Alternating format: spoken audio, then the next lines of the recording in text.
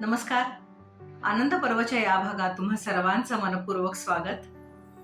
रवींद्र पिंगे यांनी म्हणजे माझ्या वडिलांनी त्यांच्या साहित्यिक कारकिर्दीची सुरुवात केली माणूस या साप्ताहिकापासून. माणूसमध्ये ते शतपावली नावाचा सदर चालवायचे. अनेक थोरा मोठ्यांचा रसाळ परिचय त्यांनी या सदरातून करून दिला. त्यातलंच एक महत्वाचं नाव म्हणजे श्रेष्ठ शास्त्रीय संगीत गायक, संगीतज्ञ पंडित कुमार गंधर्व. कुमार गंधर्व राहायचे देवासला, मध्य प्रदेशात. तिथे जाऊन 2-3 दिवस राहून निवांत गप्पा मारून बाबांनी हा लेख लिहिलेला आहे. कलाकाराचं वागणं कसं असतं, त्याच्या घरातलं वातावरण कसं असतं, कुमार रियाज कसा करायचे किंवा शिष्यांना कशी तालीम द्यायचे, या सगळ्याचं फार सुंदर वर्णन बाबांनी या मुलाखतीत केलेलं आहे. बराच मोठा लेख आहे, त्यातला काही निवडक भाग मी तुम्हाला वाचून दाखवणार आहे. पुस्तकाचं नाव आहे शतपावली आणि लेख आहे कुमार गंधर्वांचं शांत तृप्त जग. निवडक अंश सादर करते. देवासचा एसटी स्टँड. छप्पर वगैरे काही नाही. एसटी स्टँडला छप्पर असावं लागतं ही कल्पनाच ह्या भागात नाही. एका कोपऱ्यात दूरवर टांगेवाले आणि त्यांचे घोडे दिसले. मी त्यांच्यापाशी जाऊन मला कुमार गंधर्वांच्या घरी सोडा म्हणून सांगितलं. ते सगळेच टांगेवाले कुमारांना नुसते ओळखतच नसावेत तर त्यांचे दोस्तच असावेत असं त्यांच्या आपापसातल्या बोलण्यावरून वाटलं. एका चढ्या सडकेवरून घोडं आस्ते आस्ते फरलांगभर चाललं. गर्द झाडीत उमटून दिसणारी पिवळ्या रंगाची कुमारांची वास्तू स्पष्ट दिसली. फाटक उघडून आत सावलीला आलो. जीव थंड झाला. सर्वत्र सामसूम, कुणाचा पायरवही नाही, गाण्याची लकीरही नाही. मूळ वास्तूला खेटून असलेल्या गेस्ट हाऊसची फळी उघडलेली होती. तिथे सतीश देशपांड्यांचा काहीतरी चाळा चालला होता. त्याला पाहून जीव भांड्यात पडला. तो माझा मुंबईचा गाण्या बजावण्यातला मित्र, संगीत शास्त्रज्ञ वामनराव देशपांड्यांचा लहरी मुलगा. कुमारांची शागिर्दी करायला तो देवासात येऊन राहिल्याचं मला माहीत होतं. मला पाहताच तो धावत बंगल्यात गेला आणि म्हणाला, कुमार, आपले दोस्त आले आहेत. कुमारांची आतून आनंदलेली हाक ऐकली. अरे या या या, वाटच बघतोय मी तुमची, या बसा. कुमारांचा मैफिलीतला स्वर विजेसारखा सळसळणारा असतो. घरगुती बोलण्यातला स्वर अंगाऱ्यासारखा मऊ, शीतल आणि आश्वासक आहे. अंतर कापून क्षणात समीप भिडवणारा आहे. एक 30x12च्या लांबोडक्या खोलीत जेवणाच्या टेबलावर कुमार गंजीफ्रॉक घालून बसले आहेत. लखलखीत दाढी केलेला स्वच्छ चेहरा, केस सफेद होऊ लागलेत. पुढ्यात पानाचा चकचकीत डबा आहे. हसत हसत म्हणाले, उन्हाचा त्रास झाला असेल ना? बा, थोडा चहा टाक ग. पिंगे, तुम्ही आता स्वस्थ विश्रांती घ्या. स्नान वगैरे उरका. कसलीही घाई नाही. अरे बेटू, काकांचं सामान आत लाव बरं. सामान लावण्याच्या निमित्ताने मी आतल्या प्रशस्त दिवाणखान्यात पाऊल टाकलं. तिथल्या थाटाने क्षणभर धास्तावलं. 20x20चा शृंगारलेला दिवाणखाना.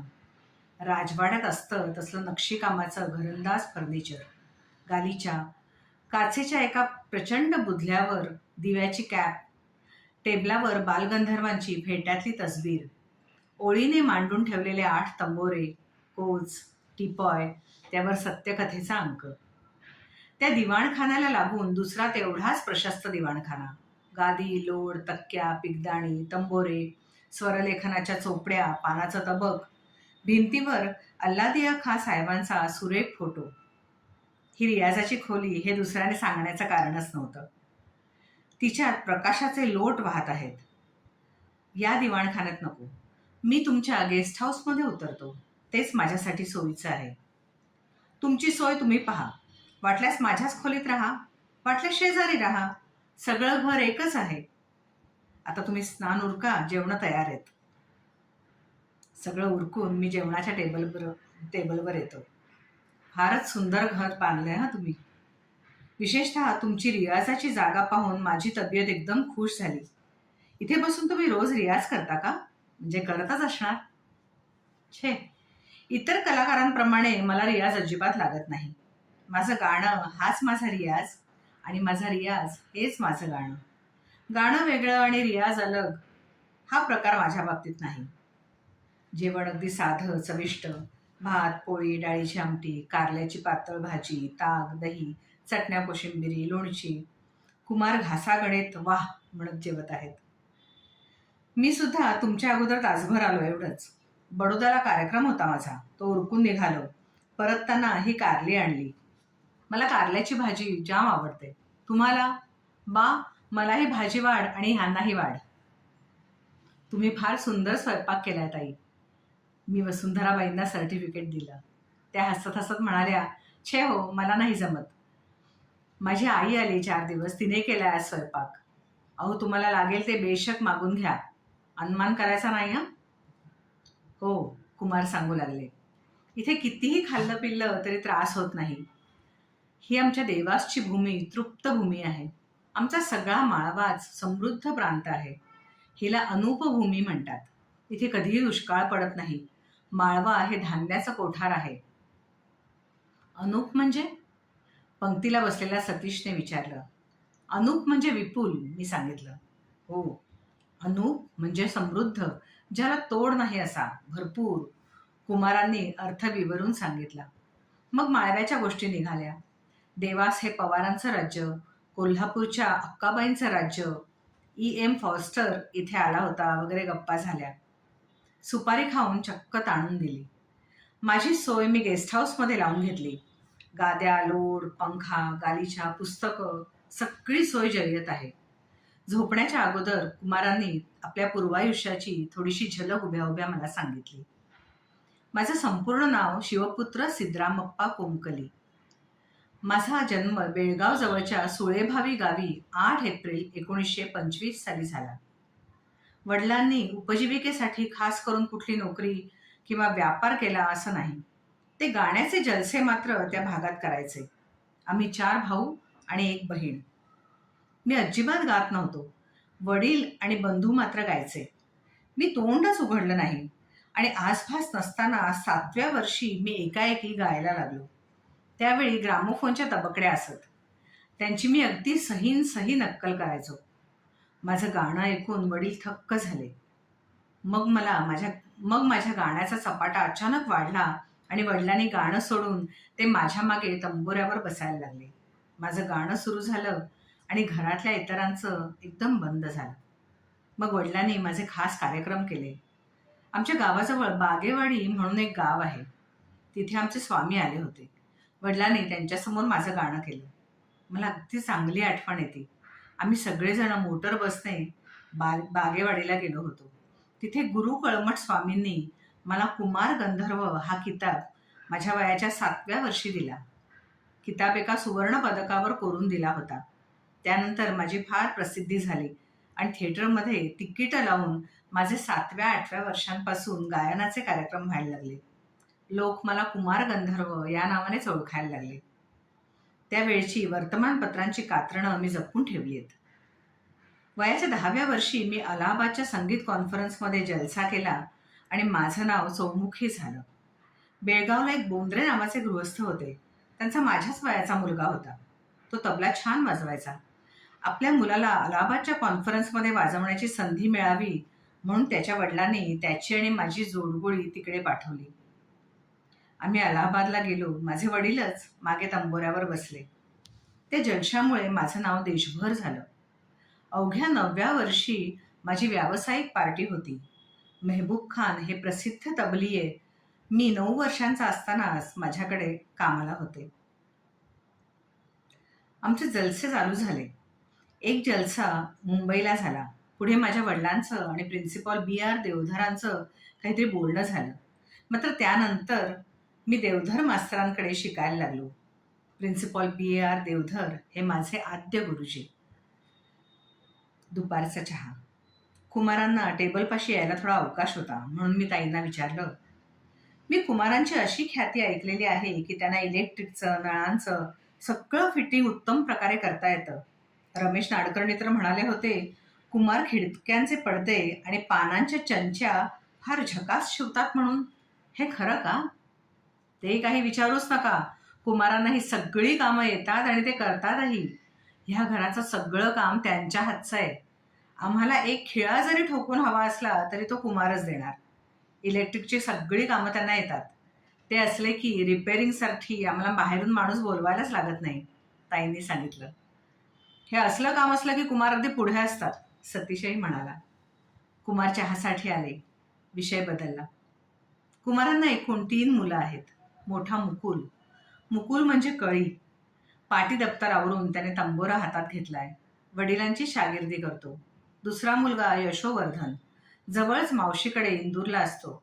त्याचा जन्म आणि भानुताईंचा मृत्यू एकाच वेळी झाला. तिसरी मुलगी कलापिनी, 8-9 वर्षाची, दिसायला सुंदर, गोरी. मी कुमारांना म्हटलं, "हे कलापिनीच्या वयाचे असताना तुम्ही अचानक गायला लागला होतात. आता ही कोण होणार? गाते की नाही?" तिच्याकडे वात्सल्यपूर्वक पाहत म्हणाले, "हे सांगता येत नाही बाबा. अजून तरी निश्चित असं काहीच नाही. तिला फक्त सिनेमाची गाणी येतात.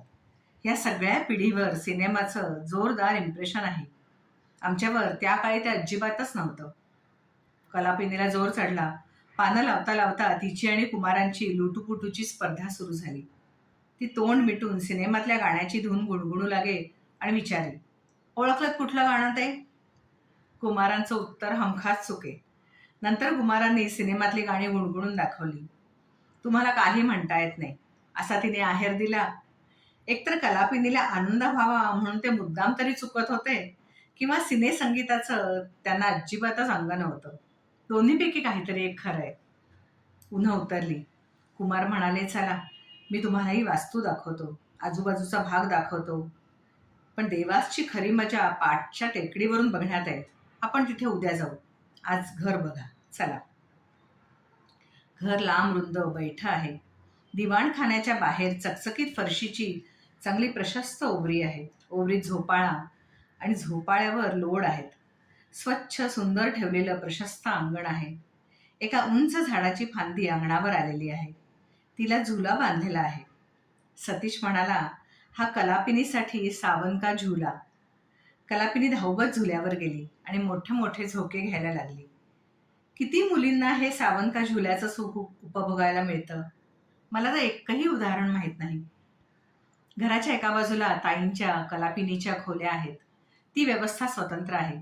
त्यालाच जोडून प्रशस्त बेडरूम. बेडरूमला परत पडवी आहे. तिथे मुलं झोपतात. मागच्या बाजूला ताईंसाठी तुळशी वृंदावन आहे. स्वयंपाक खोलीला जोडून ऐसपैस देवघर आहे. चौरंगावर देवांची पूजा मांडलेलीच होती. घरातून आम्ही बाहेर पडलो. घराला खेटून आऊट हाऊस बांधलेलं आहे. तेच गेस्ट हाऊस, 1 मजली. तिथेच धान्याची खोली आहे. ती दाखवत कुमार म्हणाले, "बेळगावकडे वर्षाचं धान्य एकदम खरेदी करून ठेवण्याची पद्धत आहे. मी ती बदलली नाही. आज माझ्याकडे 2 वर्ष पुरेल इतकं धान्य आहे. म्हणजे 2 वर्ष प्रोग्राम्स मिळाले नाहीत तरी माझे आणि माझ्या मित्रांचे खाण्यापिण्याचे वांदे होणार नाहीत. खरं की नाही?" इतकं बोलून ते खळखळून हसले. आम्ही गेस्ट हाऊसच्या वरच्या माडीत गेलो. तिथे एक प्रशस्त सुसज्ज खोली आहे, सेल्फ कंटेंट. कुमार म्हणाले, "सध्या बा इथे रियाज करते. मी ही खोली मुद्दामच उंचावर बांधली, कारण समजा माझ्याकडे एखादा चित्रकार आला तर त्याला इकडे जगाचा संपर्क टाळून शांतपणे पेंटिंग करता आलं पाहिजे. समजा कुणी लिहिण्यासाठी आला तर त्याला शांतपणे बसून लिहिता आलं पाहिजे. घरातल्या गडबडीचा त्याला त्रास होता कामा नये आणि त्याचा मूड बिघडता कामा नये. एकमेकांचा व्यत्यय नको म्हणून कलावंत मित्रांसाठी, पाहुण्यांसाठी मी ही सोय केली आहे." आम्ही सज्जात उभे राहिलो. सूर्य मावळला होता. दिशा काळवंडत होत्या. पलीकडे खोलात देवासची वस्ती पसरलेली होती. कुमार सांगू लागले, "देवासातच राहण्याचा मी निर्णय घेतला. आजारातून उठल्यावर मी आणि भानुताई फिरत असताना एक दिवशी मी ही मोकळी जागा पाहिली. 15 वर्षांपूर्वीची गोष्ट आहे ही. त्या काळात इकडे कुणीही फिरकलेलं नव्हतं. सर्वजण खाली शहरात राहायचे. डोंगरावर कोण कशाला राहील? आम्ही विचार केला, आपण इथे घर बांधायचं. हा ऐसपैस प्लॉट विकत घेऊन टाकला. 61 साली बांधकाम सुरू असताना भानुताईंचा यशोवर्धनच्या वेळी बाळंतपणातच अचानक अंत झाला. कुणाला आसभासही नव्हता. सगळेजण आनंदात होते. मी भेटायला गेलो इतक्यात ती म्हणाली, "मला जरा बरं वाटत नाहीये." डॉक्टर्सनी सर्व उपायांची शर्थ केली, पण प्राण वाचले नाहीत. तिनं हे बांधकाम डोळ्यांनी पाहिलेलं होतं म्हणून या वास्तूचं नाव भानुकुल. भानुताई मूळच्या कराचीच्या. ते BA ऑनर्स होत्या, पुढे MA झाल्या, गाणं माझ्याकडेच शिकायच्या. आमचा प्रेमविवाह. भानुताईंचं रेकॉर्डिंग आहे का तुमच्यापाशी? आहे थोडंसं, पण रेकॉर्डिंग क्वालिटी तेवढी चांगली नाही. मात्र लग्नाअगोदर भानुमती कंस या नावाने तिची एक भावगीताची रेकॉर्ड तयार झालेली आहे. ती रेकॉर्डही आता फार जुनी झाली. दिशा झाकोळल्या, दिवे लागण झाली. रियाजाच्या खोलीतून मुकुल आणि सतीश गात असलेल्या शुद्ध कल्याणचे संथ सूर तरंगत तरंगत वर आले. रियाजाची खोली मंद प्रकाशाने न्हावून गेलेली आहे. कुमार पानाची पेटी घेऊन आलेत. तंबोरी नीट लागलेली नाहीत. कुमार ते नीट सुरात लावायला सांगतायत. शागिर्द हरलेले आहेत. स्वतः कुमारच तानपुरे जुळवून देत आहेत. नंतर रियाज. कुमार अस्ताईचे तुकडे सांगतात. मुलं घोटवतात. मुलं खूपच तोकडी पडतात. पण कुमार त्यांना धीर देत देत तानांचे दणके तासभर गिरवून घेतात. द्रुत गाताना स्वतः डग्गा हातात घेतात. स्वतः गातात. माझ्या श्रुती धन्य होतात. धन्यवाद.